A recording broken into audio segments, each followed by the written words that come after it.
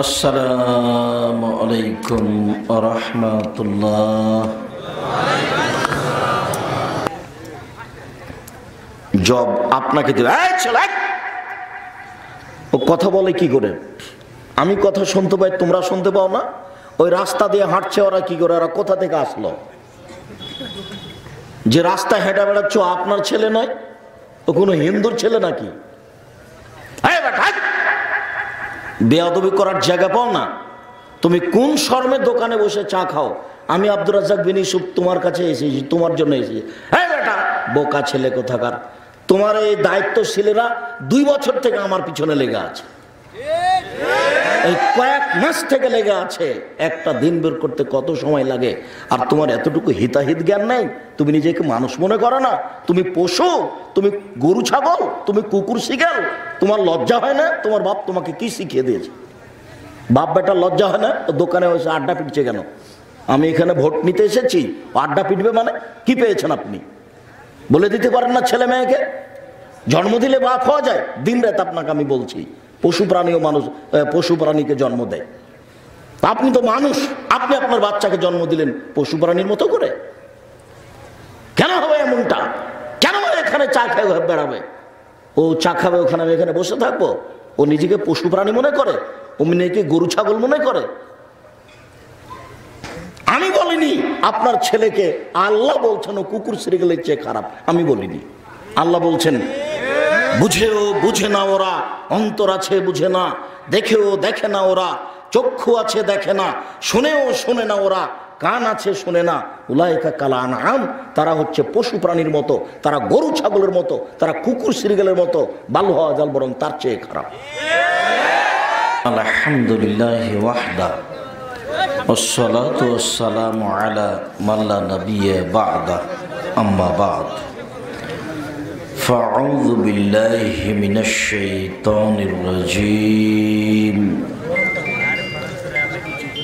وقرنا في بيوتكن ولا تبرجنا تبرج الجاهلية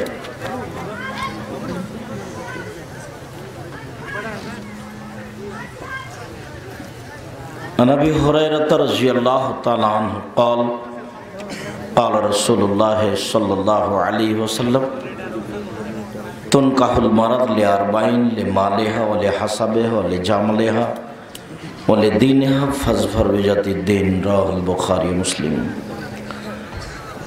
সম্মানিত উপস্থিতি, প্রশংসা আল্লাহর জন্য, শান্তি অবতীর্ণ হোক আল্লাহর রাসূলের উপর সাল্লাল্লাহু আলাইহি ওয়াসাল্লাম। আজকের দিনী বৈঠকে সংক্ষিপ্ত সময়ে বক্তব্যের বিষয় নারীদের মর্যাদা ও অধিকার, নারীদের পর্দা। নারীদের মর্যাদা ও অধিকার, নারীদের পর্দা নিয়ে গুরুত্বপূর্ণ সংক্ষিপ্ত তথ্যবহল বিবরণের চেষ্টা করব ইনশাআল্লাহুল আজিজ। সম্মানিত দিনী ভাই বোন, আব্দুল্লাহ যেহেতু পাশেই বসে আছে, আমি বিষয়টি স্পষ্ট করতে পারছি না, তবু আপনাদের কাছে আমার প্রথম দাবি যে ওদের জন্য দোয়া করবেন, ওদেরকে যেন আল্লাহ কবুল করেন। বক্তব্যের জগতে আমি 90 সাল থেকে আছি, দীর্ঘ 30 বছর চলছে। বক্তব্য অনেকের আমি শুনেছি, আব্দুল্লাহরও বক্তব্য আমি খুব মনোযোগ সহকারে শুনে থাকি, আজকেও শুনছিলাম। তাতে মনে হচ্ছে যে এই বক্তব্যের কাছে আমাকে নিজেকে শিশু মনে হচ্ছে। বক্তব্য যে আমাদের জন্য এরকম আছে, আমরাও যে জাতির এভাবে খিদমত করেছি, করছি, আমরাও যে ধর্মের নামে ভুল বুঝে সংগঠনকে জামাতবদ্ধ জীবনযাপন বলছি না বুঝে, এবং আমাদের থেকে বের হয়ে চলে গেলে তাকে নানানভাবে অপমান অপদস্থ করছি। আসলে আমরা যে যারা দিন বাস্তবায়নের জন্য মাঠে আছি তারাও যে কোরআন হাদিস বুঝি না, অজ্ঞ ব্যক্তির অন্তর্ভুক্ত বলেই বিবেচনা করা যায়। এই বক্তব্যকে বিবেচনা না করলে তা অনুমান করা যাবে না।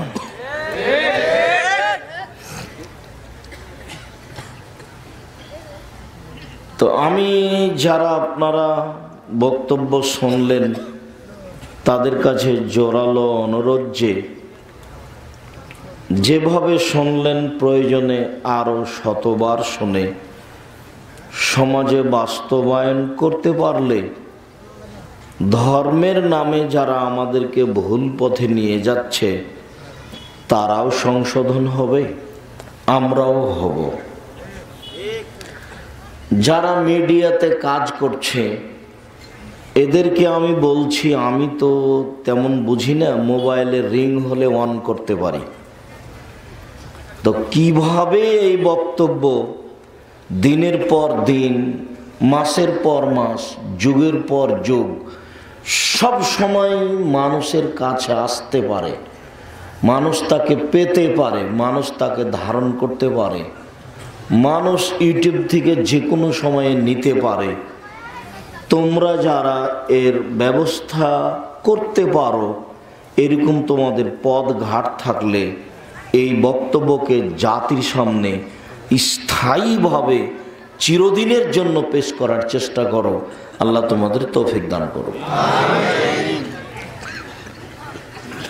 ধর্মের নামে যে জাতি কোরআন হাদিস পড়ছে, মানছে, মানাচ্ছে, সেটাও যে বড় ভুল, সেটা আমাদের কাছে আজকের আলোচনায় খুব স্পষ্ট। আমি পূর্ণ ধারণ ক্ষমতা নিতে পারিনি, তার মানে আমি এইসব আলোচনা তেমন খুব একটা ধরে রাখতে পারি না। তবে আমি খুব মনোযোগ সহকারে আঁচ করছিলাম, অনুভব করছিলাম।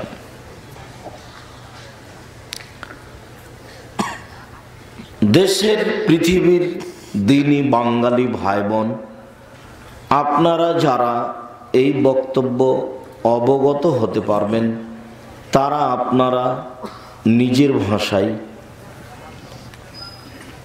বা বিদেশি ভাষা কেউ জানলে সেই ভাষায় দেশের বিদেশের সকল দিনী ভাই বোনের কাছে যে কোনো মাধ্যমে, কলমে, মিডিয়ায়, কথায় সম্ভবপর সবার কাছে পৌঁছানোর চেষ্টা করবেন।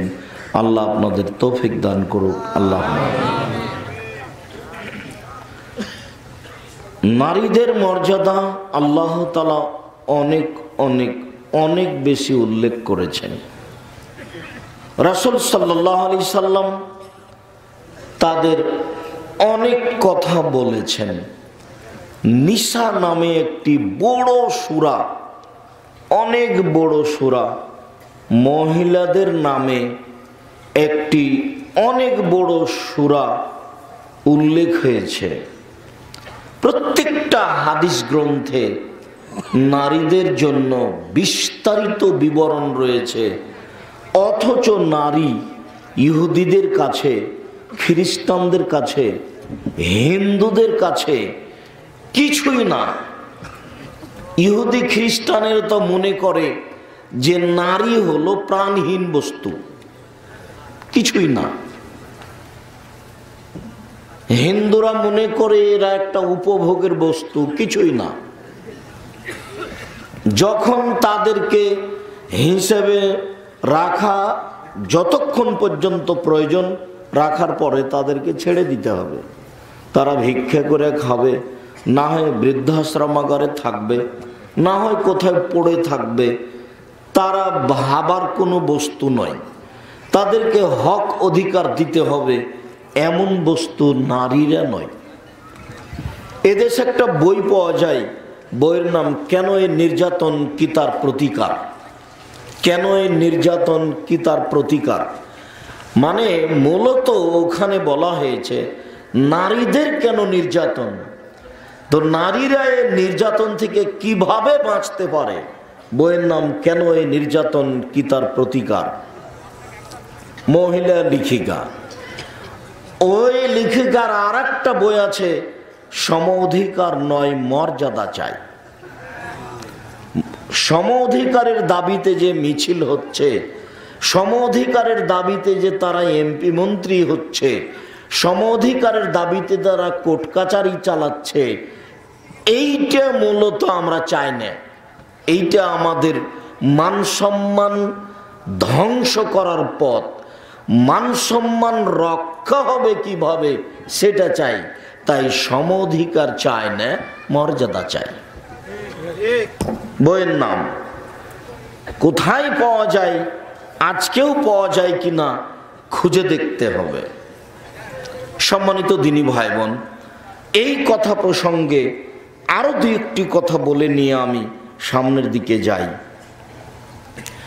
তার প্রথম কথাটি হচ্ছে এই যে মাঝে মধ্যে আমি আপনাদেরকে জামিয়া সালাফিয়ার জন্য দোয়া করতে বলি, আবার মাঝে মধ্যে ভুলে যাই।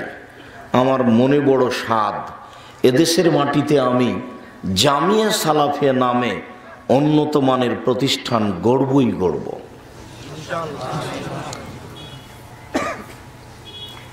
রাজনীতি করে আহলে হাদিস আলেম মৌলানা সাইদ আহমদ বেরেলভী, মৌলানা ইসমাইল শহীদ এইভাবে দিন প্রচার করেছেন, বই লিখে এইভাবে মৌলানা আপনার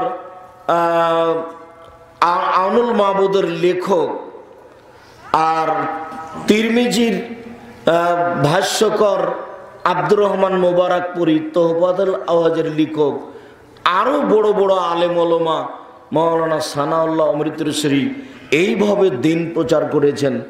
মাদ্রাসা গড়ে মৌলানা আব্দুল্লাহ গাজীপুরী গাজী সাহেব এইভাবে দিন প্রচার করেছেন। আসলে আমরা আমাদের ইতিহাস জানি না। আমার মনে বড় সাধ, এদেশের মাটিতে জামিয়া সালাফিয়া নামে উন্নত মানের প্রতিষ্ঠান গড়বই গড়ব ইনশাআল্লাহ, যেখানে এদেশের ছেলে মেয়ে বাংলা, ইংরেজি, আরবি উন্নত মানের শিক্ষা অর্জন করে জাতির অন্যায়ের বিরুদ্ধে লড়বে মুখে কলমে মিডিয়ায়।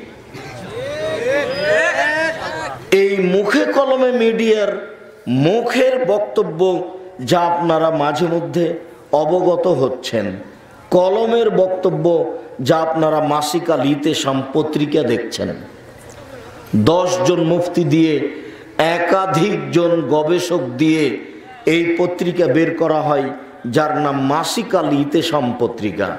আমি পৃথিবীর বাংলা ভাষার অধিকারী ব্যক্তিকে, বাঙালিকে, যেখানে যারা আছে তাদেরকে মাসিক আল ইতেশাম পত্রিকা পড়ার জন্য অনুরোধ জানাচ্ছি। আমার কত শ্রম, কত পয়সা, কত ত্যাগ, কত তিতিক্ষা, এত হিসাব না দিয়ে এতটুক বলছি, পয়সা খরচে, ত্যাগে, তিতিক্ষায়, চিন্তা চেতনায় জীবন বাজি রেখে সময় কাটাচ্ছে এই মাসিক আল ইতেশাম পত্রিকার পিছনে। কাজেই পৃথিবীর বাঙালিদের কাছে আমি আব্দুর রাজ্জাক বিন ইউসুফ জোরালো দাবি রেখে যাচ্ছি, যারা যেখানে যেভাবে সম্ভব সংগ্রহ করে মাসিক আল ইতেশাম পত্রিকা পড়ার চেষ্টা করবেন। এর সাথে আরো যত বই পুস্তক আছে, আব্দুল্লাহর ওই বই মিন্নাতুল বারি, বুখারীর ব্যাখ্যা, বাংলা ভাষায় ব্যতিক্রম ব্যাখ্যা, আমি মিন্নাতুল বারি সহ অন্যান্য বইগুলি যত আছে সব বইগুলি আমাদের অধীনে যেগুলো বের হচ্ছে, অন্যগুলো আপনি পড়েন। তবে এইগুলোর ব্যাপারে আমার একটা খুব ভালো ধারণা যে সব সময় কোরআন এবং সহিহ হাদিসের আশ্রয় নিয়ে জাতির সামনে পেশ করা হচ্ছে। মর্মে সমস্ত বইগুলি পড়ার প্রাণপণে চেষ্টা করবেন। জাতির কাছে আমি জামিয়া সালাফিয়া নামে যে প্রতিষ্ঠান দিয়ে যেতে চাই, সেই প্রতিষ্ঠানের এবছরের জন্য আপাতত রূপগঞ্জ, নারায়ণগঞ্জ, ঢাকা এই জামিয়ায় 4-5 মার্চের 4 তারিখ 5 তারিখ বৃহস্পতিবার জুমাবার সম্মেলন যাবেন, কোরআন হাদিসের কথা শুনবেন, দেখবেন, তাহলে একটা দোয়া করার জন্য অন্তরটা প্রশস্ত হবে যে এখানে একটা এইভাবে দিনের খিদমত হয়, এত বড় প্রতিষ্ঠান, এত বড় জায়গা, আপনার সহজেই অন্তর থেকে প্রতিষ্ঠানের জন্য দোয়া বের হয়ে আসবে।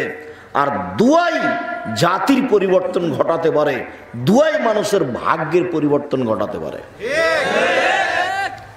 এই জন্য আপনাকে আমি দোয়া করতে বলি যে মুসা আলাইহিস সালামকে আল্লাহ বলছেন যে আপনি ফেরাউনের কাছে যান, ও সীমা লঙ্ঘন করেছে। তো মুসা আলাইহিস সালাম বলছেন, না, আমার মুখে জড়তা আছে, আমি ভালো কথা বলতে পারি না, আমি যেতে চাচ্ছি না। তখন আল্লাহ বলছেন, আমি আপনার জড়তাকে ঠিক করে দেব, আপনি বলেন রব্বি ইশরাহ লি সাদরি ওয়া ইয়াসসির লি আমরি ওয়াহলুল উকদাতাম মিন লিসানি ইয়াফকাহু কাওলি। তখন মুসা আলাইহিস সালাম বলছেন যে আমার একাই যেতে সাহস হয় না, সে যে আমাকে কি বলে, আমি তো এলাকা থেকে পালিয়ে এসেছি, আমি একাই যেতে সাহস করি না। তখন আল্লাহ, তাহলে আমার ভাইকে দিতে হবে, হারুনকে। তখন আল্লাহ বলছেন, ঠিক আছে, দিলাম, আপনার ভাই হারুনকে আপনার সাথে দিয়ে দিলাম, আপনি যেটা বললেন আমি সেটাই মেনে নিলাম। তখন মুসা আলাইহিস সালাম বলছেন, আমি এক থাপ্পড় দিয়ে এক লোককে মেরে এসেছিলাম, তবু আমার যাওয়ার সাহস হয় না, আমি কি করে যাই? তখন আল্লাহ বলছেন, ঠিক আছে, আপনি যান, তো ওরা কি করবে সেটা আমি দেখব, ওরা কি বলবে সেটা আমি শুনব। আল্লাহ যখন সব কথা মেনে নিলেন, তখন মুসা আলাইহিস সালাম যেতে রাজি হলেন।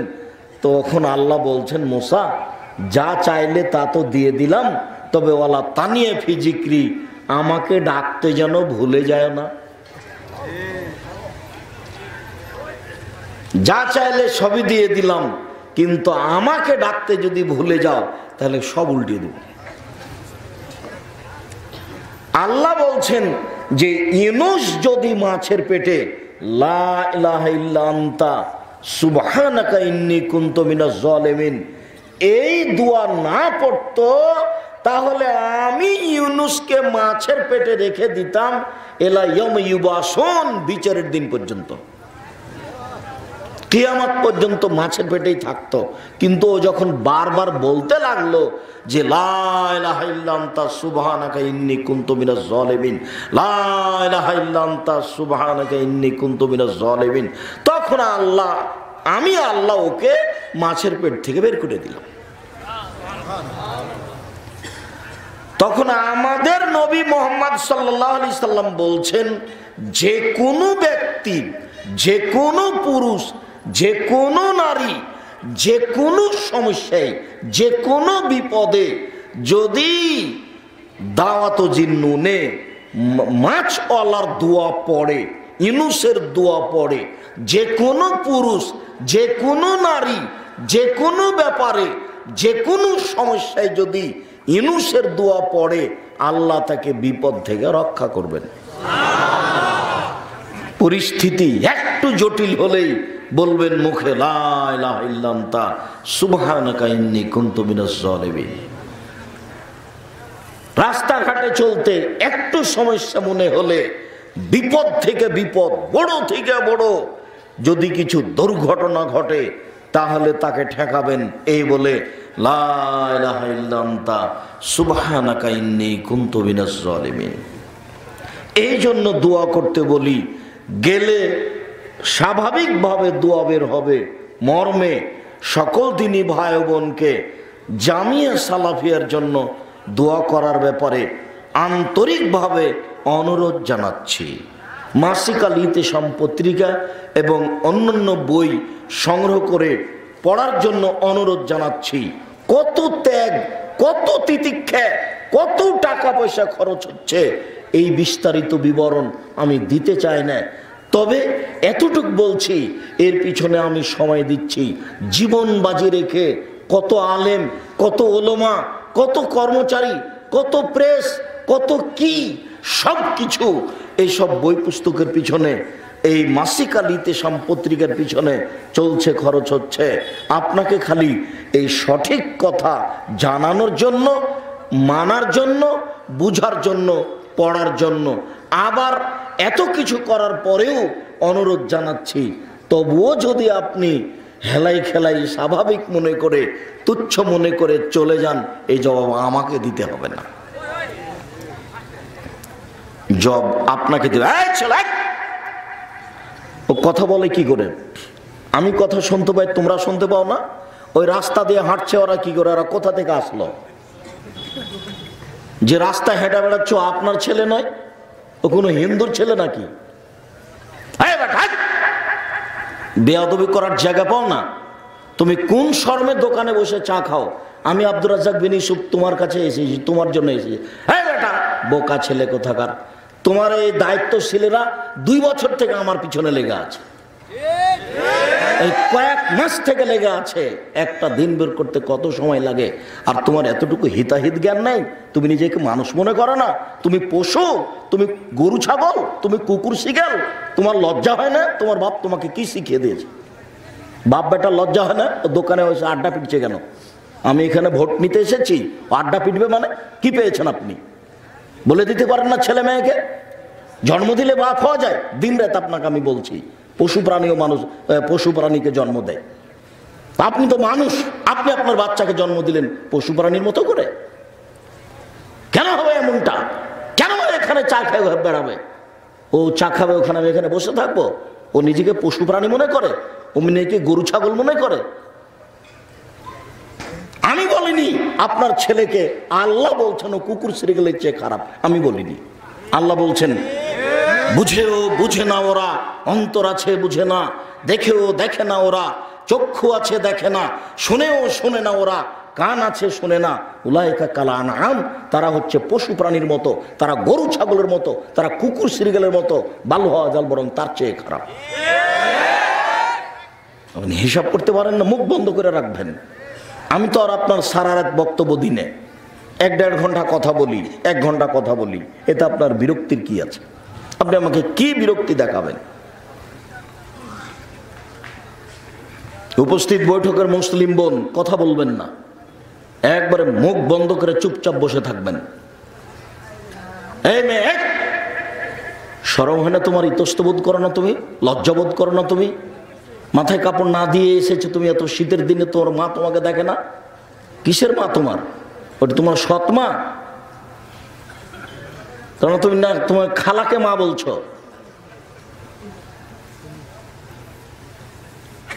উপস্থিত বৈঠকের মুসলিম বোন, একটু লজ্জা করবেন, একটু শরম করবেন, একটু হায়া করবেন। লজ্জার দরকার আছে। লজ্জা খুব দামি জিনিস। আল হায়া মিনাল ঈমান ওয়াল ঈমান ফিল জান্নাহ। লজ্জাই ঈমান, ঈমানই জান্নাত। লজ্জা নেই যার, ঈমান নেই তার।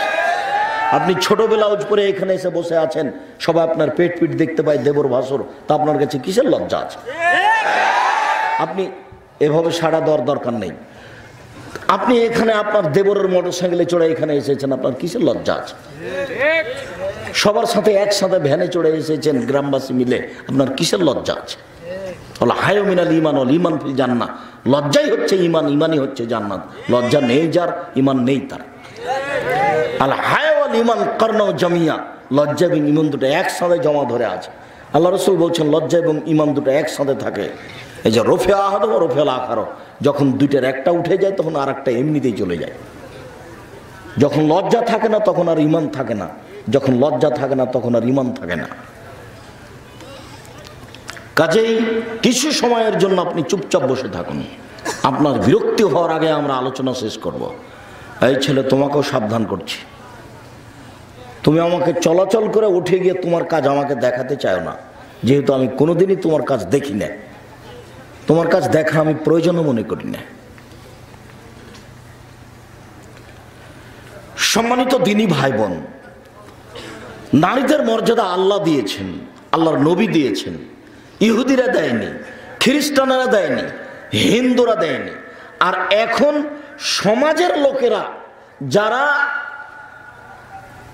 সামাজিকভাবে নিজেকে শিক্ষিত মনে করছে, আসলে তারা শিক্ষিত নয়, তারা তাদেরকে অপমান করে জেনার মাঠে নামিয়ে দিয়ে বলছে যে আমরা নারীদের মর্যাদা দিচ্ছি।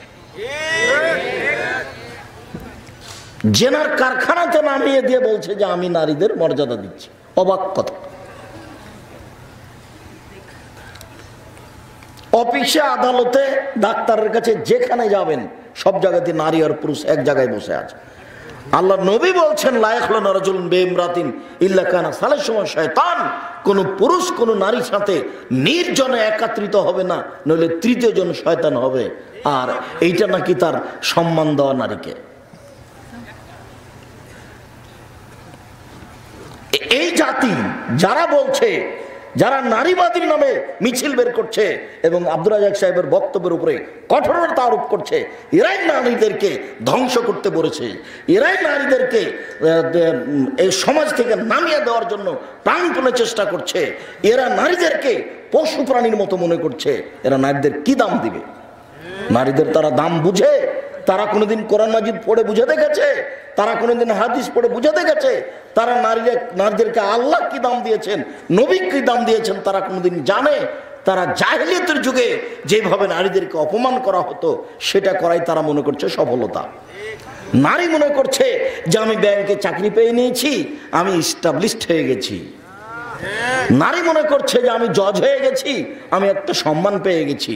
নারী মনে করছে যে আমি স্কুলের হেডমাস্টার, প্রিন্সিপাল হয়ে গেছি, আমি একটা ভালো সম্মান পেয়ে গেছি।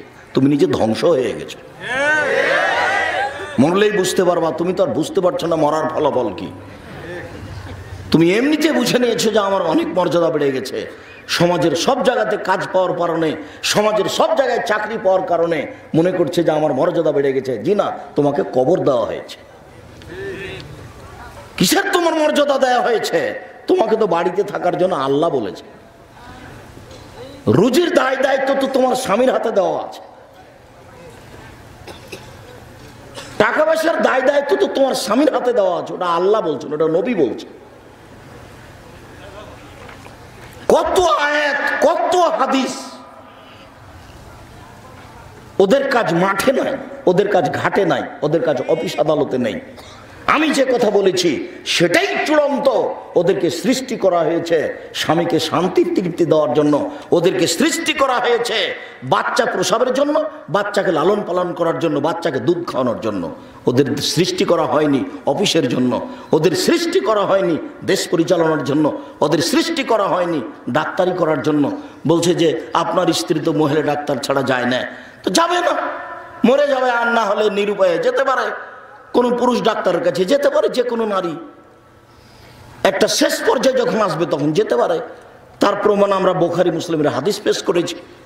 তোমাকেই এই শিক্ষা অর্জন করতে হবে। হিন্দু মেয়ে শিক্ষা অর্জন হোক, ওই বড় ডাক্তার হোক। এখানে একটা ওই সিডি বিক্রি হয়, তার দোকান দেওয়া আছে। তো আব্দুর রাজ্জাক সাহেব, আপনি যে সিডি এসব ক্যাসেট বিক্রি করতে নিষেধ করছেন, তা আপনার বক্তব্য আমরা কিভাবে শুনবো? তো বলে হিন্দু ছেলেটা দোকান দিতে পারে না, তুমি কেন এখানে এসেছো? আর রুজির মাঠ নাই, রুজির মাঠ এটাই শেষ হয়ে গেছে, সব বন্ধ হয়ে গেছে রুজির মাঠ। নারীদের মর্যাদা দেওয়া হয়নি জাহেলিয়াতের যুগে। তার একটা ছোট্ট নকশা পেশ করি। আল্লাহ বলছেন ওয়াইদা বুশরা আহাদুহুম বিল উনসা যাল্লা ওয়াজহুহু মুসওয়াদ্দান ওয়া হুয়া কাযিম ইয়াতাওয়ারা মিনাল কওমি মিন সুই মা বুশরা বিহি আয়ুমসিকুহু আলা হুনিন আম ইয়াদুসসুহু ফিত তুরাব। জাহেলিয়াতের যুগে যখন মেয়ের বাপকে বলা হতো যে আপনার মেয়ে সন্তান জন্ম নিয়েছে, তখন বাপের মুখটা কালো হয়ে যেত, মনে হতো যেন বিষ খেয়েছে। সে চিন্তা করতো কি করি, অপমান অবস্থায় মেয়েকে মাটিতে পুঁতে দিব না রেখে দেব, মাটিতে পুঁতে দিব না রেখে দিব। যদি মাটিতে পুঁতে দিই বালাই চলে গেল, আর যদি রেখে দিই তাহলে অপমান সুনিশ্চিত। পত্র আয়াত প্রমাণ করে মেয়েদেরকে মাটিতে পুঁতে দেওয়া হতো। আয়াত দিনের মতো প্রমাণ করে যে মেয়েদেরকে, জীবিত মেয়েকে মাটিতে পুঁতে দেওয়া হতো। মুগিরা ইবনে শুবা রাদিয়াল্লাহু তাআলা আনহু বলেন, রাসূল সাল্লাল্লাহু আলাইহি সাল্লাম বলেছেন, ইন্নাল্লাহা হাররামা উকুকাল উম্মাহাত বাপ মায়ের অবাধ্য চলা আল্লাহ হারাম করেছে।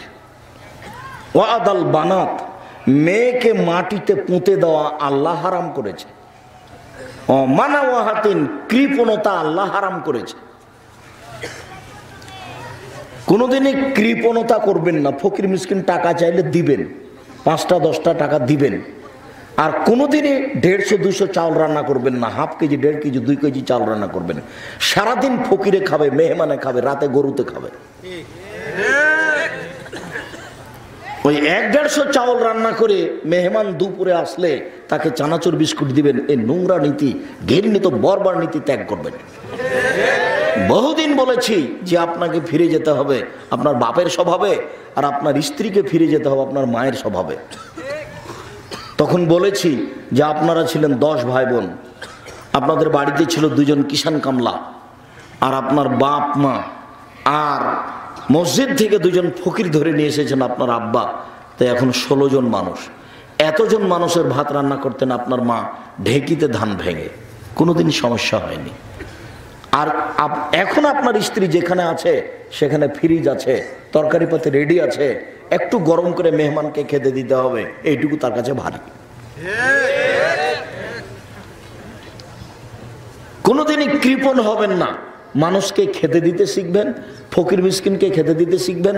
বাড়ি থেকে বের হলে খুচরা টাকা নিয়ে বের হবেন। যখনই ফকির আসলো খালি বলছেন মাফ করো, খালি বলছেন মাফ করো, তো দিবেন কখন?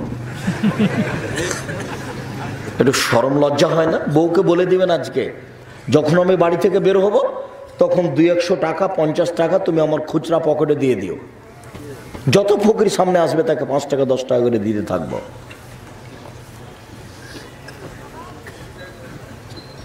কৃপণতা করলে জাহান্নামে এমনিতেই হবে। আল্লাহ রাসূল বলছেন ওয়াত্তাকু শুহা ফাইন্না শুহা হালাকা মান কানা ক্বাবলাকুম, কৃপণতা থেকে বেঁচে থাকো, কৃপণতা তোমাদের পূর্বের লোককে ধ্বংস করেছে। রাসূল সাল্লাল্লাহু আলাইহি সাল্লাম বলছেন 3 শ্রেণীর মানুষ ধ্বংস হবেই। তার এক শ্রেণীর মানুষ হচ্ছে শহুনমুতা, কৃপণতাকে যে মেনে নিল সে ধ্বংস হবেই, ও জাহান্নামে চলে গেছে। রাসূল সাল্লাল্লাহু আলাইহি সাল্লাম দিন রাত বলতেন আল্লাহুম্মা ইন্নী আউযু বিকা মিনাল বুখল, আল্লাহ তোমার কাছে আমি দিন রাত পানাহ চাচ্ছি, তুমি আমাকে কৃপণ করো না। আল্লাহ তুমি আমাকে কৃপণ করো না, টাকা দান করতে চেয়ে দিলাম না এমনটা যেন হয় না। আর আল্লাহ কোনো সময় বলেন না যে তোমার টাকা আমাকে দাও, সব সময় বলছেন আমি যে টাকা তোমাকে দিয়েছি সেটা আমাদের কাছে দান করো। তুমি যেটা উপার্জন করেছো সেটা তোমার নয়। অত্র বুখারী মুসলিমের হাদিসে 3টা জরুরি কথা আছে, তার একটা কথা আছে মেয়েদেরকে মাটিতে পুঁতে দেওয়া হারাম, মানে মেয়েদেরকে মাটিতে পুঁতে দেওয়া হতো। এটা জাহিলিয়াতের যুগে ছিল, আরো কত তাদের প্রতি অত্যাচার তার কোনো শেষ নেই। স্বামী মারা গেলে বন্যতার যুগে, বর্বরতার যুগে, জাহিলিয়াতের যুগে স্বামী মারা গেলে ওই মহিলাকে বাড়ির পিছন দিকে একটা কুঁড়ে ঘর করে দেওয়া হতো। 1 বছর যাবত ওই কুঁড়ে ঘরে থাকবে, ওখানে আর কেউ থাকবে না। একটা প্লেটে খাবার দিয়ে আসবে। আর এটা ইহুদিদের খ্রিস্টানদের কাছে এখনো আছে। এখনো মহিলারা যদি ঋতুবতী হয় তাহলে ইহুদি খ্রিস্টানেরা মহিলাদেরকে বাড়িতে রাখে না, ওই বিছানায় থাকতে দেয় না, ওর বিছান ভিন্ন করে দেয়, ঘর ভিন্ন করে দেয়। ও যে প্লেটে খাবে সেই প্লেটে তার আর কেউ খায় না। ওর ধরে নেন যে ঋতুবতী হয়েছে মানে ওকে ধবল রোগ হয়েছে, ওকে কুষ্ঠ হয়েছে। এদেশে 20 কুষ্ঠ হলে ওর প্লেটে কেউ খায়? ওর প্লেটে কেউ খায় না। ওর জন্য একটা গিলাস ভিন্ন, ওর জন্য একটা প্লেট ভিন্ন, ওর জন্য ঘর ভিন্ন। তো মহিলারা ঋতুবতী এখনো ইহুদি খ্রিস্টানদের বাড়িতে হলে ওর জন্য প্লেট ভিন্ন, গ্লাস ভিন্ন, ওর থাকার জায়গা ভিন্ন। এখনো তারা মর্যাদা দেয় না। আর এখন হিন্দুরা, আজও হিন্দুরা মেয়েদের জমি দেয় না। আপনার চোখের সামনে কোন বাপ হিন্দু মেয়েকে জমি জায়গা দেয় না। বিবাহের দিনই যা টাকা পয়সা দিয়েছে, তাহলে কে দাম দিল তাহলে? আর ওদের সবার ইতিহাস এক একজনের স্ত্রী 10 জন 12 জন 20 জন 25 জন সবাই স্ত্রী। একজন সাহাবী এসে আল্লাহ রাসূলকে বলছেন যে আল্লাহর নবী, আমি ইসলাম গ্রহণ করেছি, আমার স্ত্রীরা ইসলাম গ্রহণ করেছে, ওরা আছে 10 জন। তখন আল্লাহ রাসূল বলছেন 4 জন রাখো, বাকিগুলি ছেড়ে দাও। একজন সাহাবী এসে বলছেন আল্লাহর নবী, আমার 2 জন স্ত্রী, ওরা নিজ বোন। তখন আল্লাহ রাসূল বললেন যে একটা ছেড়ে দাও, একটা রাখো। 2 বোন একসাথে একজনের স্ত্রী হয়ে থাকতে পাবে না, অথচ হিন্দুদের কাছে আছে, অথচ ইহুদিদের কাছে আছে, অথচ খ্রিস্টানের কাছে আছে। যারা এই নারীবাদী নিয়ে চিৎকার করছে তারা কোনোদিন কোরআন মাজিদ পড়ে দেখেছে? তারা কোনোদিন হাদিস পড়ে দেখেছে? তারা মনে করছে আব্দুর রাজ্জাক সাহেব গার্মেন্টে যাওয়া মানে জেনা, তো গার্মেন্টসে গেল মানে টাকা ইনকাম করলো না, উনি নারীবাদীদের বিরুদ্ধে আছে, নারীদের সম্মানকে নষ্ট করেছে। আরে অবাক কথা, আমি বললাম যে আপনার মেয়ে গার্মেন্টসে কেন? আপনার বাপের জমিদারি দিয়ে ছেলে মেয়েকে খাওয়ান। যদি বাপের জমিদারি না থাকে তো নিজে জমি চাষ করে খাওয়ান। যদি সেটা না হয় তো কলা বিক্রি করে ব্যবসা করে খাওয়ান। সেটাও যদি না হয় তাহলে ভিক্ষা আপনি করেন। আপনার মেয়ে কেন গার্মেন্টসে? ছেলে মেয়েকে খাওয়াতে যদি বাপকে ভিক্ষা করা লাগে তো বাপই ভিক্ষা করবে, মেয়ে ভিক্ষা করবে না। ও ছেলে মেয়েকে ভিক্ষা করে খাওয়াবে, ছেলে মেয়েকে ভিক্ষা করে পড়াবে। তো আমি বলিনি, আল্লাহ রাসূল বলছেন যে বাপ খরচ করবে ছেলে মেয়েদের পিছনে অর্থ সম্পদ। তুমি তোমার ছেলে মেয়ের পিছনে অর্থ সম্পদ খরচ করো, এটা আল্লাহ রাসূলের আদেশ। তো বাপ কি দিয়ে খরচ করবে? বাপের জমিদারি দিয়ে করুক, নিজে চাকরি করে করুক, তাহলে মানুষের বাড়িতে কাজ করে করুক, আর না হলে ভিক্ষে করে করুক। মেয়ে কেন গার্মেন্টস? মেয়ে কেন আরেকজন পুরুষের পিছনে পিছনে ঘুরে বেড়াচ্ছে? মেয়ে কেন ওখানে চাকরি নিতে গেল? কেন যাবে? আপনি বুঝতে পারছেন না কবর কি জিনিস? কবরে গেলে তো বুঝবেন। ওরা কবরের উপরে ফুল দিয়েছে, অথচ যে কবরে আছে সে দুনিয়ার শয়তান।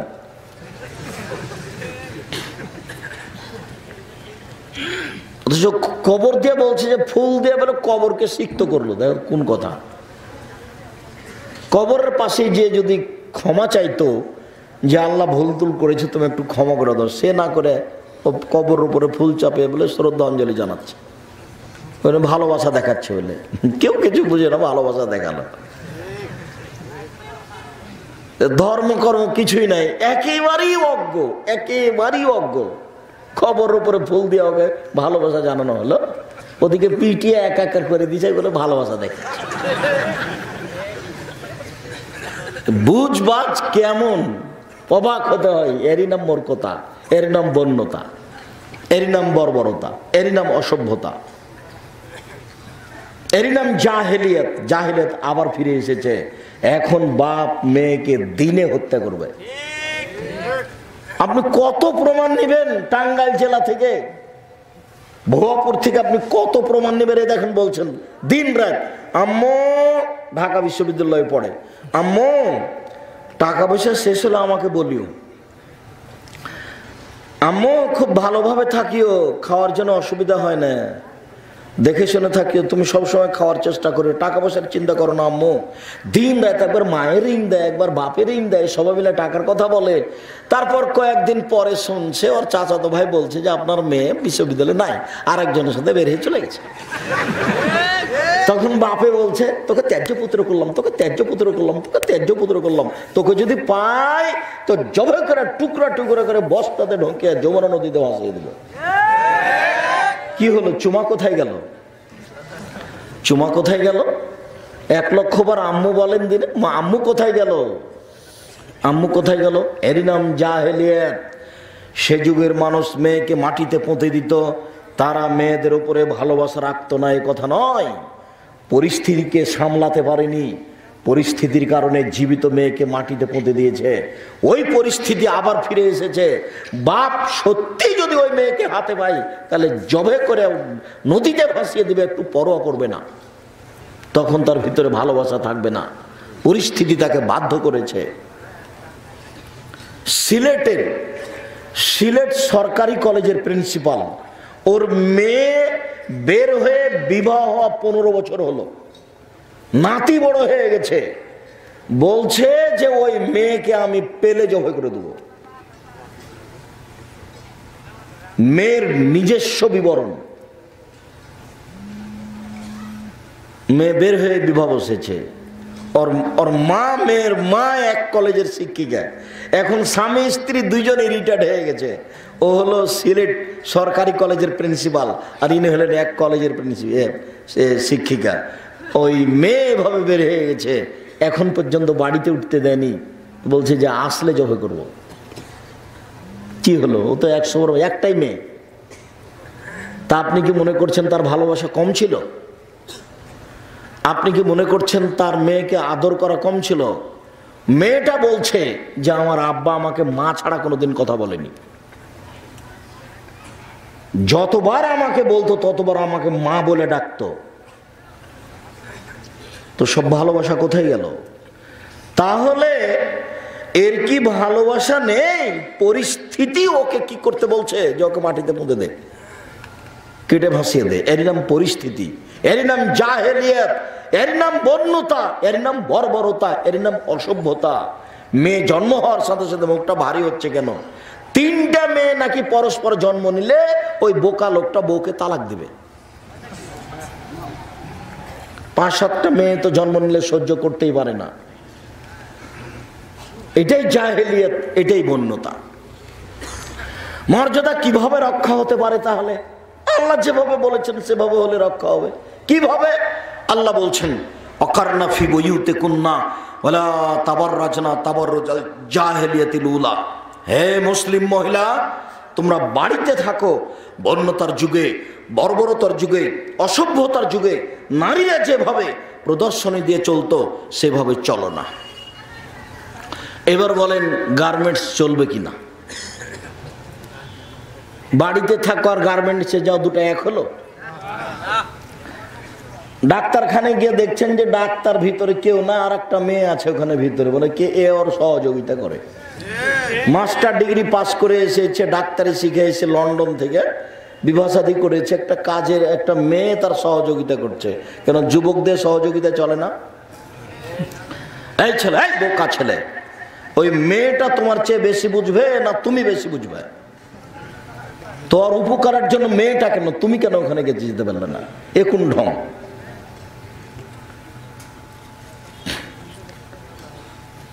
একটা ইউনিয়নে কয়টা মেম্বার লাগছে? 3টে নাকি 9টে? তার কয়টা মেয়ে লাগবে? 3টে। নেন এবার। এর নাম জাহেলিয়াত। বাঁচার পথ নাই, হারিয়ে গেছে। জঙ্গলে গিয়ে বাঁচার পথ আছে, তাছাড়া বাঁচার পথ সমাজে নেই। অথচ যে মেয়েটা মেম্বার হয়েছে, ওর বাপ তাহাজ্জুদ পড়ে, ওর শ্বশুর তাহাজ্জুদ পড়ে, আর ও ওই পচা লোকটাকে বলছে ভাইয়া আসেন, ভাইয়া চা খেয়ে যান, ভাইয়া আসেন। ছি ছি ছি ছি ছি ছি, বলে ভাই চা খেয়ে যাও। লজ্জা হয় না আপনার? আপনাকে কে এখানে দাঁড়াতে বলেছে? আপনার শুলি, আপনার মরে যাওয়া দরকার। কে বলেছে আপনাকে সমাজের মেম্বার হতে হবে? কে বলেছে আপনাকে সমাজের চেয়ারম্যান হতে হবে? কে বলেছে আপনি মহিলা মানুষ নাম? আপনি কখন কখন পুরুষ হয়ে গেছেন? কিভাবে আপনি পুরুষ হয়ে গেলেন যে আপনি বলছেন যে ভাইয়া আসেন চা খেয়ে যান? সবাই আপনার ভাইয়া, সবাইকে আপনি চা বানিয়ে দিবেন? চা বানিয়ে দিতে হবে স্বামীকে। শরম হয় না কেন? এই ফ্যাশন বোরকা পরে আছো কেন? শরম হয় না তোমার? তোমার স্বামী দেখে না তোমার পরনে ফ্যাশন বোরকা? কেন তোমার একটু লজ্জা হয় না?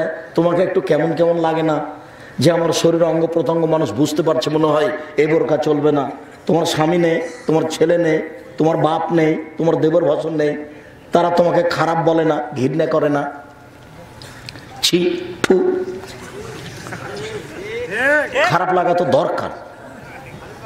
কেন আপনাকে খারাপ লাগে না? আপনার ঈমান কাজ করে না। ঈমান যত বেশি হবে পাপ তত কম হবে। ঈমান যত কম হবে পাপ তত বেশি হবে।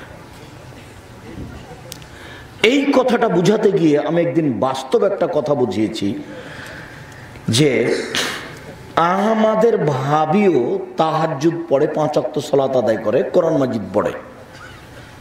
খালেদের ভাবিও 5 ওয়াক্ত সালাত আদায় করে, তাহাজ্জুদ পড়ে, কোরআন মাজিদ পড়ে। তো আমাদের ভাবি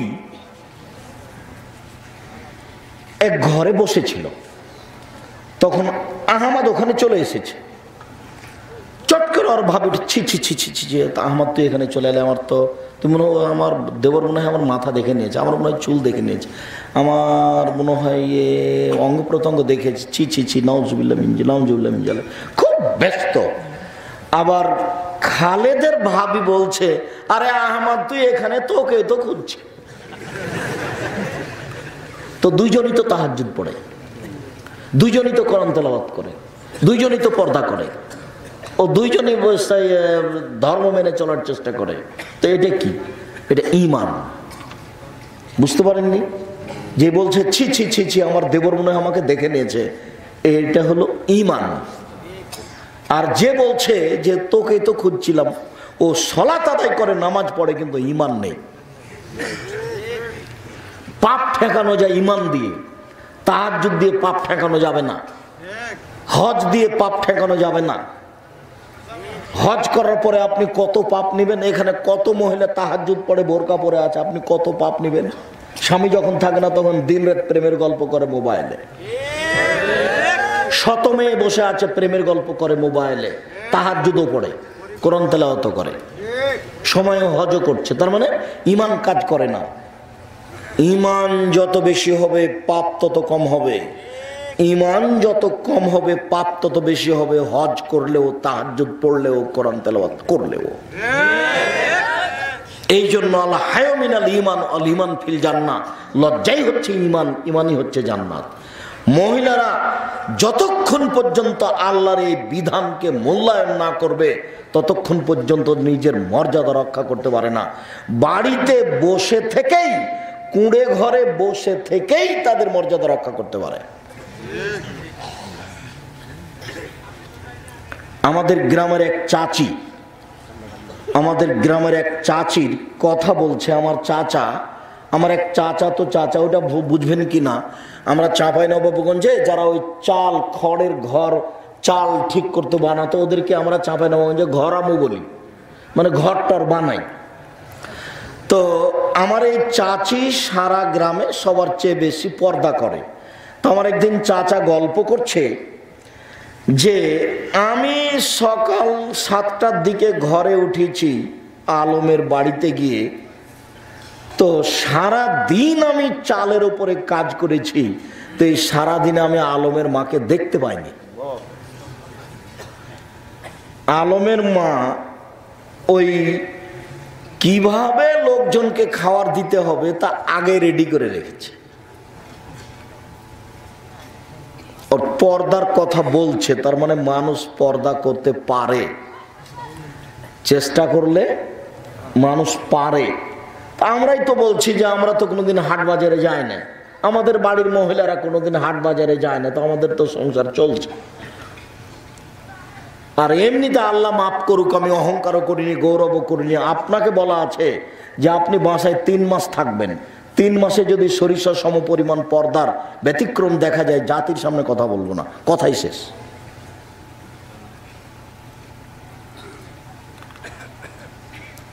উপস্থিত বৈঠকের মুসলিম বোন, আপনাকে আমি কষ্ট দিইনি, ফ্যাশন বোরখা বলে আপনাকে আমি কষ্ট দিইনি। আপনাকে কষ্ট দিতে এসেছি নাকি? আপনাকে তো আমি খাদিজার মতো মনে করি, আয়েশার মতো মনে করি। আপনি তাহাজ্জুদ পড়েন, আপনি পরহেজগার মহিলা, তা আপনার পাশে আর একজন মেয়ে বসে আছে, দেখেন তো আর পোশাকটা আপনাকে কেমন লাগে।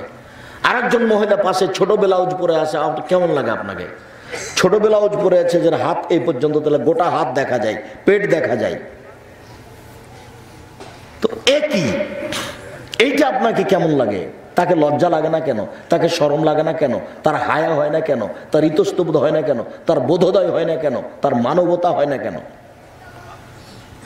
তার কি স্বামী নাই?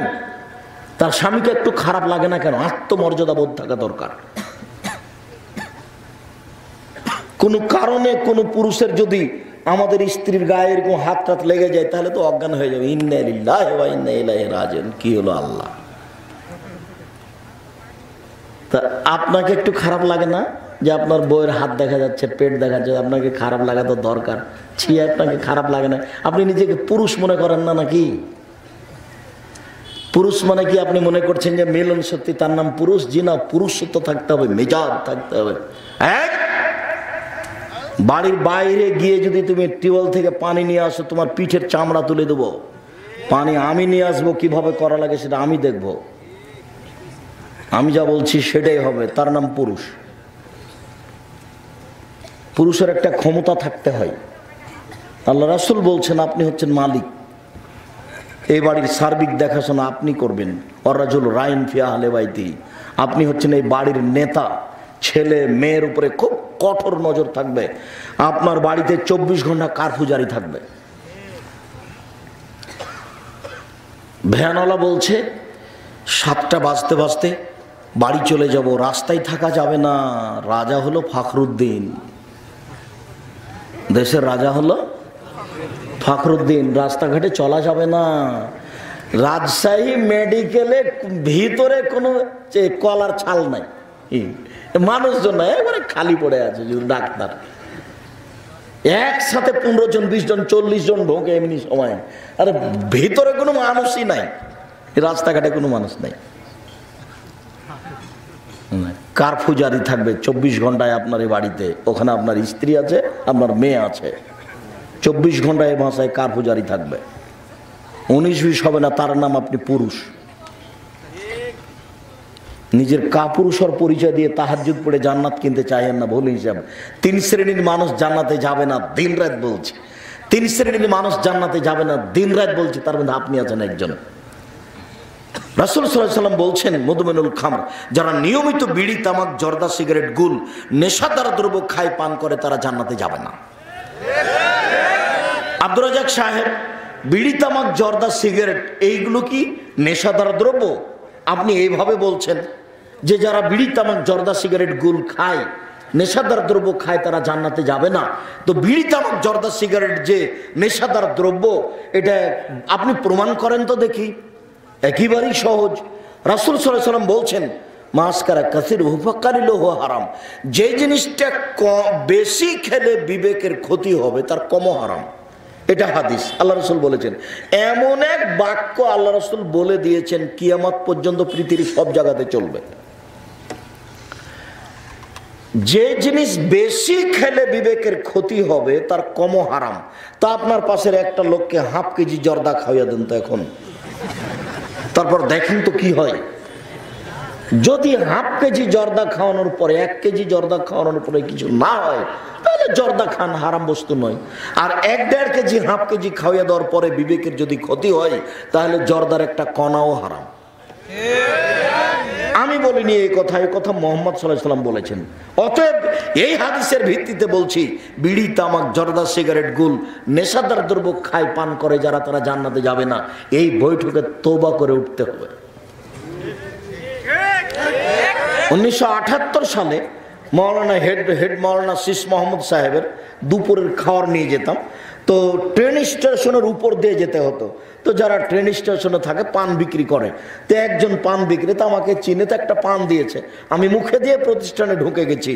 তো হেড মৌলানা শীষ মোহাম্মদ খুব গাম্ভীর্যপূর্ণ ও খুব মানুষ, সাহসিক মানুষ, আর খুব ভয়াবহ, সামনে কেউ দাঁড়াতে পারতো না। তা আমাকে দেখে বলছে তুই পান খাচ্ছিস, পান খেয়েই বেড়াস। আমাকে এটা খারাপ লাগলো। আমি পানটা তো আসলে নিজ ইচ্ছায় দিইনি, ও দিয়েছে সেজন্য মুখে দিয়েছি। আচ্ছা ঠিক আছে, পান খাবো না।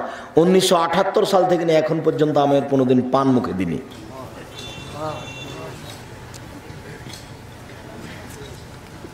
বিড়ি সিগারেট জর্দা আপনাকেই ছাড়তে হবে। আপনি মনে করেন না যে গরু ছাগল ছেড়ে দিলেই হবে, আর আপনি পারবেন, গরু ছাগল পারবে না। কেননা গরু ছাগলের উপরে এই বিধান নেই, মানুষের উপরে আছে, আর মানুষই পারে। আমি যে ওই যেখানে বলেছি বুঝে না, ওরা অন্তর আছে, বুঝে না, দেখেও দেখে না, ওরা চক্ষু আছে দেখে না, শোনেও শোনে না, ওরা কান আছে শোনে না। উলাইকা কাল আনাম, তারা পশু প্রাণীর মতো, তারা গরু ছাগলের মতো, তারা কুকুর শ্রীগালের মতো, বালুহাজাল বরং তার চেয়ে খারাপ।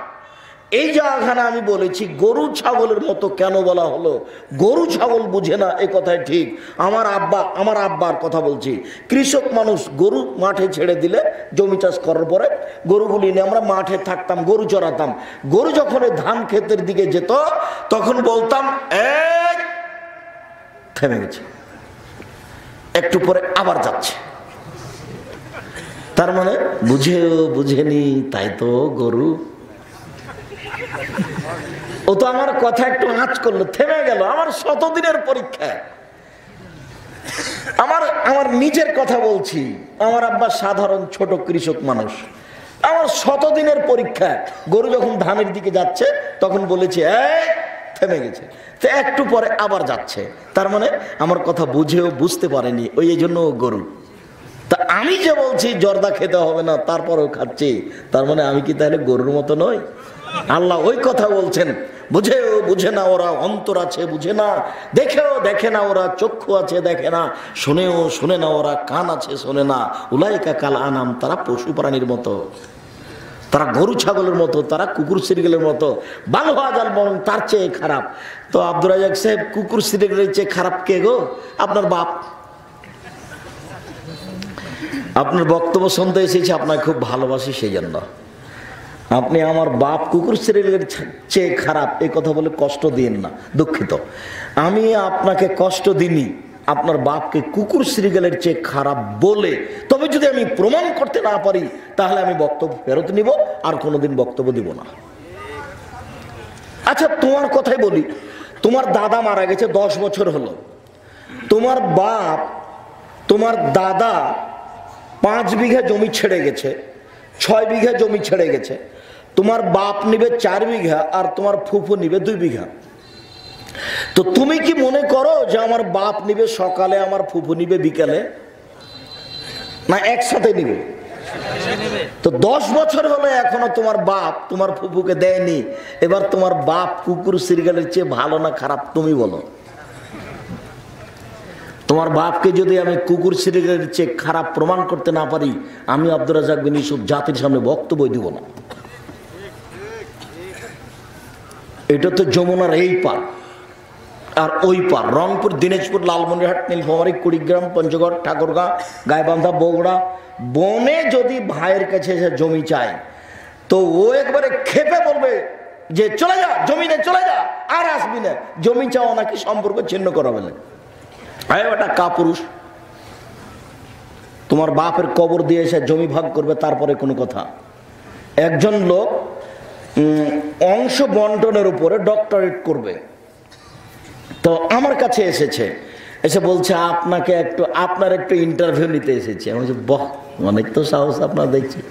তা আমাকে কিছু জিজ্ঞাসা করলো, তা ও যে ঠিকই পরীক্ষা করছে এটা আমি পরে বুঝতে পারলাম। ও আমাকে এক পর্যায়ে বলছে আপনার আব্বা মারা গেছেন? বলে জি হ্যাঁ। কতদিন হলো? এতদিন। ও আচ্ছা আচ্ছা, আল্লাহ ওনাকে যা যায় খায়ের দান করুক। তো আপনাদের জমি জায়গার খবর কি? তা আমি বললাম যে আমার বাপকে মাটি দিয়ে বাড়িতে ঢুকে জমি ভাগ করেছি, তারপরে খেয়েছি। তো আচ্ছা আচ্ছা ঠিক আছে, আপনার এই কথাটা আমি আমার বইয়ে লিখে দেব। আমি তো জাতির সামনে বলছি, মাটি দিয়ে এসে আগে জমি ভাগ করেছি, তারপরে খাওয়া দাওয়া। যদিও আমরা জমি, আমার ছোট ভাই, আমরা জমি চিনি না। আমি একটু চিনি, আমার ছোট ভাই চিনেই না। এখন বোনের সামনে ভাগ করে, আমার ছোট ভাই বরিশাল মডেল কলেজের শিক্ষক, আর আমার ছেলে এরা কি করবে সেটা আমি জানি না। আমি আল্লাহকে বলছি এদের তুমি বড় খাদেম হিসাবে কবুল করো। এদের অর্থ সম্পদ জমি জায়গাটা আমার মাথায় কোনো সময় নেই। আমি নিজেও কিছু না, আমি একটা কচুর পাতার পানি, চাঁপাইনবাবগঞ্জের পানি ভাষাতে কচুর পাতার পানি মানে কচুর পাতার উপরে একটু পানি আছে, একটু নড়লে টলমল করে, মানে যার মানে কোনোই ক্ষমতা নেই। না আমার কোনো শক্তি বল আছে, না আমার কোনো বংশ বল আছে, না আমার কোনো সংগঠন আছে, না আমি কোনো সরকারিভাবে কোনো দায়িত্ব পালন করি। আমি একেবারেই কচুর পাতার পানি। আমি এ দেশের মাটিতে উন্নত মানের প্রতিষ্ঠান গড়বই গড়ব ইনশাআল্লাহ। যার কারণে আমি যখন তখন বলেছি আমার হাতে টাকা নাই, কথা সত্য। এখানে প্রতিষ্ঠান গড়বে, একথা সত্য, ইনশাআল্লাহ গড়বে। কিভাবে গড়বে তা আমি জানি না। জামিয়া সালাফিয়া ডাঙ্গিপাড়া পবা রাজশাহী বাইতুল হাম জামে মসজিদে এখন মোটামুটি খরচ চলছে 10 কোটি টাকা। আমি তো 10 পয়সারও মালিক না, আমি নিজেই ফকির। আপনি প্রতিষ্ঠানের হিসাবই করতে পারবেন না, অবাক হতে হবে। 18 লক্ষ টাকা মাসে বেতন লাগে, এক মাসে বেতন লাগে 18 লক্ষ। প্রতিদিন লেবার মিস্ত্রি বিল আছে 10,000 থেকে নিয়ে 50,000 পর্যন্ত। একদিনে লেবার মিস্ত্রি বিল লাগে 10,000 থেকে নিয়ে 50,000 পর্যন্ত, একদিনের লেবার মিস্ত্রি বিল। জমি জায়গা কেনার ব্যাপার তো আছেই। রূপগঞ্জ নারায়ণগঞ্জ জামিয়া সালাফিয়ায় এবছরে 550 শতক জমি কিনবো মনে করছে ইনশাআল্লাহ। ওখানে জমিটা প্রতিষ্ঠানটা হবে প্রায় 30 বিঘা জমির উপরে, যেটা জামিয়া সালাফিয়া রূপগঞ্জ নারায়ণগঞ্জ ঢাকা। আমি আপনাকে টাকা দিতে বলিনি, আমি খালি বলেছি দোয়া করতে। উপরে যদি কবুল হয়ে যায় টাকার ব্যবস্থা ওই করে দিবে ইনশাআল্লাহ। আর উপরে যদি নড়চড় হয়ে যায়, সারা দুনিয়া লেগে যদি চেষ্টা করি, কিছুই হবে না। এই ভয়ে আপনাকে দোয়া করতে বলি সম্মানিত দিনী ভাই বোন। আচ্ছা, মেয়েরা যে সবসময় বাড়িতেই থাকবে, তো শ্বশুর বাড়ি, দেবরের বাড়ি, কোথাও যদি যাওয়া লাগে, মা চাচির বাড়ি, খালার বাড়ি, যদি চাও আপনাকে 5টা জিনিস দেখতে বলেছি জরুরিভাবে, আপনার জিম্মেদারি। আল্লাহ রাসূল বলছেন স্বামীদের জন্য 5টা জরুরি জিম্মেদারি। এই ছেলে, 1 ফাকসুহা মাক্তাসাইতা, যে মানের কাপড় পরবা তুমি, তোমার বউকে সে মানের পরায়ও। 2 আতেমাতায়মতা, তুমি যে মানের খাদ্য খাও তোমার বউকে খাওয়ায়ও। 3 ওলা তুকাব্বে, বউকে কটু কথা কখনো বলো না। কখনো বলো না তোমার ঠোঁটটা মোটা, কখনো বলো না তোমার রংটা কালো। একবার যদি ঠোঁট মোটা বলেন 10 বছর আপনাকে ভালোবাসবে না। একবার যদি রং কালো বলেন তাহলে 10 বছর ভালোবাসবে না। খালি বলবেন তোমার মতো সুন্দরী কোনো মহিলাই নেই, তোমার চেয়ে ভদ্র নম্র কোনো মেয়ে আমি দেখি না, সারা রাত পাটি বেঁধে দেবে। আর যদি একবার বলেন রং কালো, তোমার ঠোঁটটা মোটা, তো 1 গ্লাস পানি যদি ডাকেন, খালেদা 1 গ্লাস পানি নিয়ে এসো, তো পানিটা নিয়ে এসে গ্লাসটা এইভাবে রাখবে, এভাবে থ্যাকস করে সামনে রেখে চলে যাবে, ওইদিকে মুখ করে থাকবে। আপনার শুধু খালি ভালোবাসা পেতে চাই, আপনার প্রশংসা পেতে চাই, তাহলে আপনার দিন রাত সেবা করে দিবে। যার কারণে আল্লাহ রাসূল বলছেন কখনো কটু কথা বলো না। কেন গালি দেন? ওভাবে গালি দেন কেন? যে দিন রাত ভাত রান্না করে, একদিন রান্না করেন তো দেখি কতবার হাতে আগুন লাগে। যে দিন রাত ভাত রান্না করে দেয়, খাবার রেডি করে দেয়, ঘর বাড়ি পরিষ্কার করে দেয়, সবসময় আপনার সেবায় থাকে, আপনি তাকে গালি দেন কি করে? একটু শরম হয় না? একটু হায়া হয় না? তাকে মারতে যান কেন? তার উপরে এত কটক্ষ ভাষা ব্যবহার করেন কেন? জীবনের সবচেয়ে প্রিয় জিনিস, ভালো জিনিস, আদরের জিনিস আপনার স্ত্রী। এর চেয়ে ভালো, এর চেয়ে আদরের, এর চেয়ে প্রিয় জিনিস পৃথিবীতে কোনো জিনিসই নাই। যেখানে আল্লাহ বলছেন শান্তি আছে, তৃপ্তি আছে, ভালোবাসা আছে, সেখানে আপনি গালি দিয়ে মেরে সেই শান্তি, সেই তৃপ্তি টিকাতে পারেন কি করে? 4 মুখের উপরে মারো না। 5 তোমার বাড়ি ছাড়া কোথাও যেতে দিও না, তোমার বাড়ি ছাড়া কোথাও থাকতে দিও না। খালার বাড়ি যেতে পাবে না, ফুফুর বাড়ি যেতে পাবে না, মায়ের বাড়ি যেতে পাবে না, জরুরি প্রয়োজন ছাড়া বাড়ির বাইরে যেতে পাবে না। বিবাহের বাড়ি তো প্রশ্নই আসে না। বিবাহের বাড়িতে চলে গেলে স্বামীর সংখ্যা বেশি হয়ে যাবে। খবরদার নয়, ভুলেও কোনোদিন এমন কাজ করবেন না। কারো বাড়ি বাড়াতে যাবেন, এর নাম পুরুষ। আমি বলিনি, মুহাম্মদ সাল্লাল্লাহু আলাইহি ওয়াসাল্লাম এভাবে বলছেন যে তোমার বাড়ি ছাড়া তোমার স্ত্রীকে কোথাও থাকতে দিও না, কোথাও যেতে দিও না, তার মানে তুমি পুরুষ। পাল্টা আবার রাসূল সাল্লাল্লাহু আলাইহি ওয়াসাল্লাম বলছেন আপনার ওই কথা শোনার দরকার আছে, ওটা যদি যায় তো যায় মানে আপনি পুরুষ নন। ওটা কোনো উত্তর হলো? ওটা কোনো জিজ্ঞাসা হলো? শুকরিয়া, জাযাকুমুল্লাহ খায়ের। আলহামদুলিল্লাহ, আমি আপনাকে প্রথমে অনুরোধ করেছি দয়া করে আপনি আমাকে ব্যস্ততা দেখায়েন না,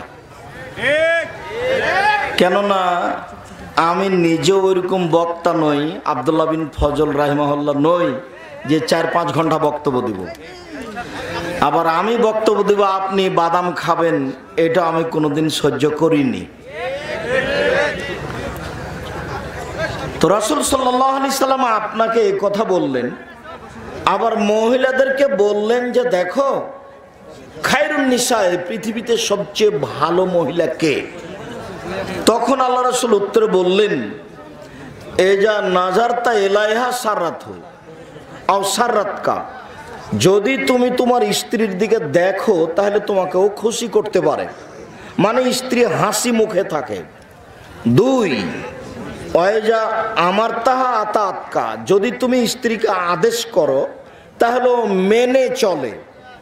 3 ওয়াইজা গিবতা আনহা হাফেজাতকা, যখন তুমি বাড়িতে থাকো না তখনও নিজেকে কন্ট্রোলে রাখে, হেফাজতে রাখে, মোবাইলে কারোর সাথে গল্প করে না, কোথাও চলে যায় না, মনে করে না যে এখন স্বামী নেই, অতএব এর সাথে একটু কথা বলেনি, ওর সাথে একটু কথা বলেনি, এখানে থেকে একটু ঘুরে আসি, এইটা মনে করে যে সে ভালো মহিলা নয়। ভালো মহিলার 3টা গুণ।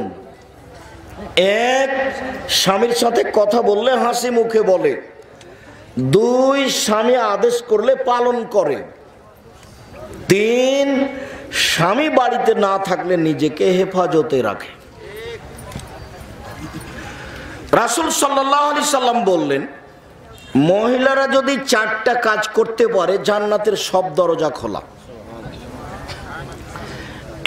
1, সলাত খামসাহা, 5 ওয়াক্ত সালাত আদায় করলো। 2, সমাত শাহরাহা, রমজান মাসে সিয়াম পালন করলো, রোজা। 3, আতাত বালাহা, স্বামীকে মেনে চললো, তিতা লাগলেও মিঠা লাগলেও। 4, আহসানাত ফারজাহা, জেনায় লিপ্ত হলো না। এই 4টে কাজ যদি মহিলারা করতে পারে জান্নাতের সব দরজা খোলা। আমি বলিনি, এই কথা রাসূল সাল্লাল্লাহু আলাইহি সাল্লাম বলেছেন। আর এত বড় সুযোগ কোনো পুরুষের জন্য নেই, এত বড় সুযোগ কোনো পুরুষের জন্য নেই। পুরুষ, আল্লাহ রাসূল বলছেন, ওযু করার পরে যদি কেউ বলে আশহাদু আল্লা ইলাহা ইল্লাল্লাহ ওয়া আশহাদু আন্না মুহাম্মাদুর রাসূলুল্লাহ, আশহাদু আল্লা ইলাহা ইল্লাল্লাহু ওয়াহদাহু লা শারীকা লাহু ওয়া আশহাদু আন্না মুহাম্মাদুর রাসূলুল্লাহ, তাহলে জান্নাতের সব দরজা খোলা। তাই এটা আপনি বললেও হবে, মহিলা বললেও হবে, মহিলা পুরুষ সমান। কিন্তু মহিলাদের জন্য যে 4টা, এটা পুরুষের জন্য নেই। তার একটা হলো, কোনো মহিলা যদি জেনায় লিপ্ত না হয়, আপনাদেরকে আশ্বস্ত করার জন্য বলছি, জেনায় লিপ্ত হয়েছে এমন মহিলা যদি তওবা করে তাহলে তার অতীতের সব পাপকে নেকি করে দেওয়া হবে। আরো আপনাকে বলি একটা কথা, আজ থেকে যদি তুমি, এই ছেলে, তুমি আর কোনো মেয়ের সাথে গল্প করবে না, প্রেমের গল্প, এই যদি সিদ্ধান্ত নিতে পারো, কোনো মহিলা যদি কোনো পুরুষের সাথে গল্প করবে না সিদ্ধান্ত নিতে পারে, তো 7 শ্রেণীর মানুষ বিচারের মাঠে বিশেষ ছায়াতলে থাকবে, তার মধ্যে তুমি একজন। 7 শ্রেণীর মানুষ বিচারের মাঠে বিশেষ ছায়াতলে থাকবে, তার ওরা থাকবে যারা জেনা করা পরে তওবা করে আর করে না, বলে যে আর আমি এই কাজে থাকবো না, আমি নেই, আমি এই অন্যায় করতে রাজি নই।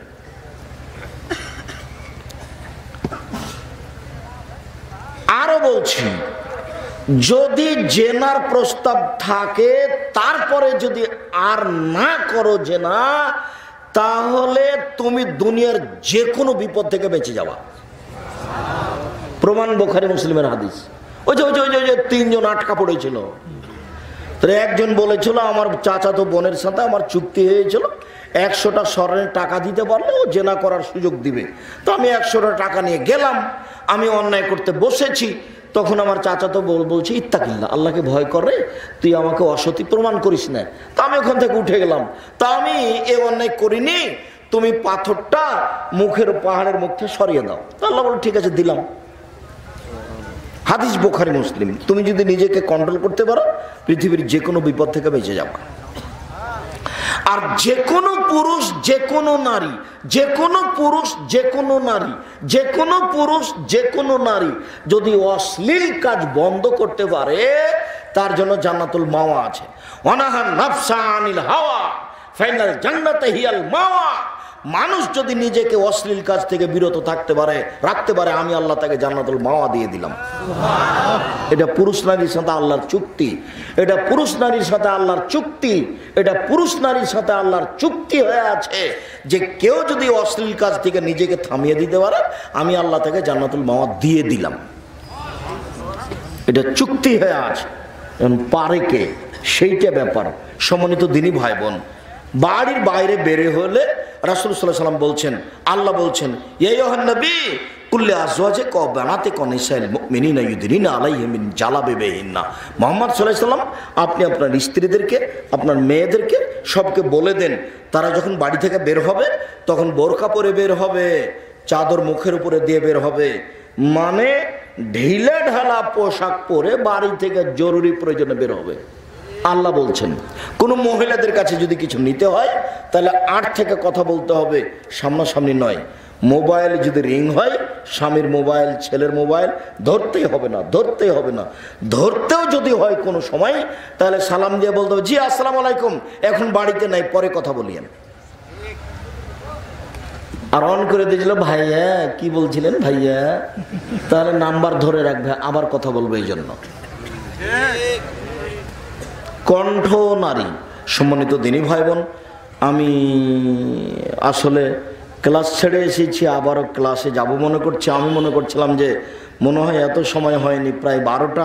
সকল দিনী ভাই বোনকে আমাদের দিনই যে আলোচনা করলাম সে আলোচনা মেনে চলার অনুরোধ রেখে যত বই আছে, বিশেষভাবে আব্দুল্লাহর মিন্নাতুল বারী, বিশেষভাবে মাসিক আল ইতেশাম পত্রিকা, বিশেষভাবে আমার নামাজের উপরে, সলাতের উপরে বইটি এবং অন্যান্য বই, আদর্শ নারী, আদর্শ পরিবার